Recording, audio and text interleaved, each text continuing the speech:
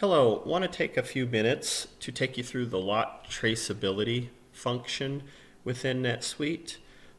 Very critical to many industries, predominantly the food industry, to be able to handle a lot recall in a very efficient and timely manner.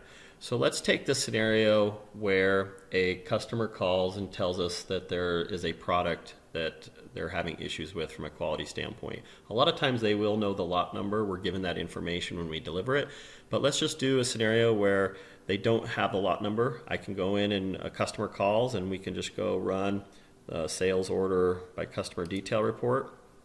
In this example, I'm just going to say the customer meets called and said that there's a problem with one of the products that they just received, and I can look at the time frames. We delivered an order on January 6th last week, as well as I have a future order out there. So maybe they say, it's just a recent delivery and there's an issue with one of the products. So I can see on that recent delivery, we delivered the Salsa 107 is the product, and I can easily go in and find out what lot that was. By hitting the inventory detail, I can see it's jar 100. You can get the same information from multiple reports within NetSuite. This is just one of the easy ways to go in and find out within a few clicks the orders that went to that customer, as well as the products, as well as the lot number. So very easy. So now I can come over here to my traceability and lot traceability, you see, and I'm going to see everything that's happened to that Salsa 107 and what customers it was delivered to. So I'm going to do a backward trace because we're starting with the finished good. We want to go back up the supply chain. I'm going to do it by location.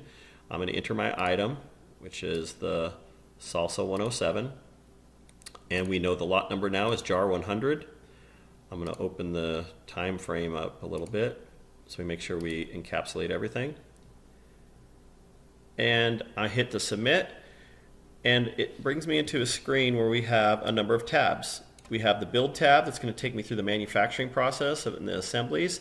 I have other transactions, which is either inventory adjustments, warehouse transfers.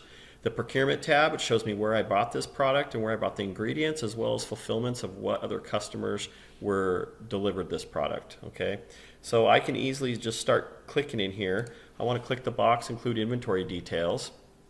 And if I start drilling down on this, I see that work order W002 was the end result, and I start drilling down into these items. So what's happening here is we have tomato, onion, cilantro, jalapeno, and lime that went into work order 001. Then we took work order 001 and we converted that using the batch numbers over here to the right. That went into the Salsa 106. Salsa 106 then, either through packaging or putting the jar and the lid together, going through another machine, was the creation into work order 002. So you can see we have the ability to handle assemblies and sub-assemblies. What's nice here is the ingredients are listed with their lot number as well as expiration date, which is key.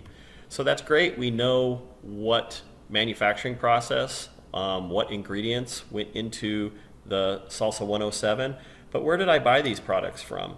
I can come over here to the procurement tab and see that those ingredients, I start drilling down and I can see that the tomato, where did I get the tomato from?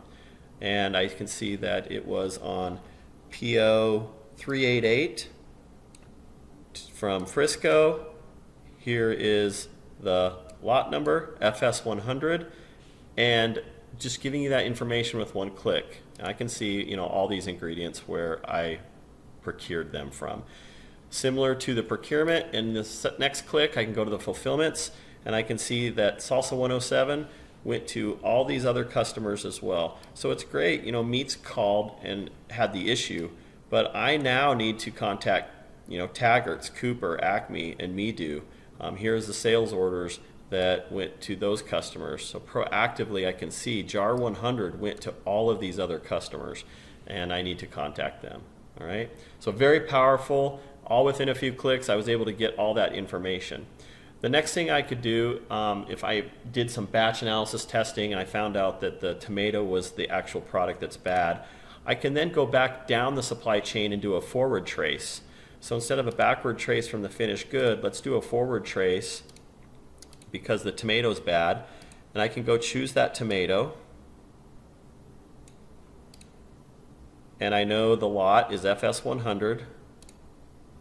Let's open the time window up a little bit. And I hit submit. I'm going to get the very same screens here with the ability to get a lot of the same information, but we're starting it from the tomato and doing a top-down approach.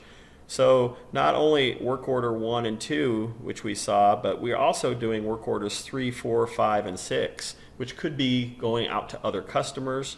It could still be in your warehouse. We still have where did we get that tomato on the procurement, which is going to give you the duplicate information that you saw before.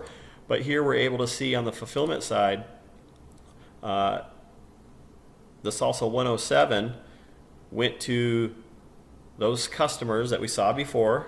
So this is giving you the same view. But we also have other batches, assemblies 3, 4, 5, and 6, and maybe those batches went out to additional customers. So you see I drill down and I don't have any. So what I'll find here is these batches are still in inventory. If I go run inventory reports, you're going to see those are still on the shelves within the warehouse, which is great because then I can go pull those from the shelves immediately. So I went up the supply chain, I can go down the supply chain starting with the ingredient, and then here you have the ability to export all this information to Excel anytime, which is needed a lot of times for quick analysis to send to reports to the FDA, USDA, or whoever is needing them. If you have any questions on this, please contact your sales rep, and we'll be happy to show you any more features and functions that is required. Thanks and have a great day.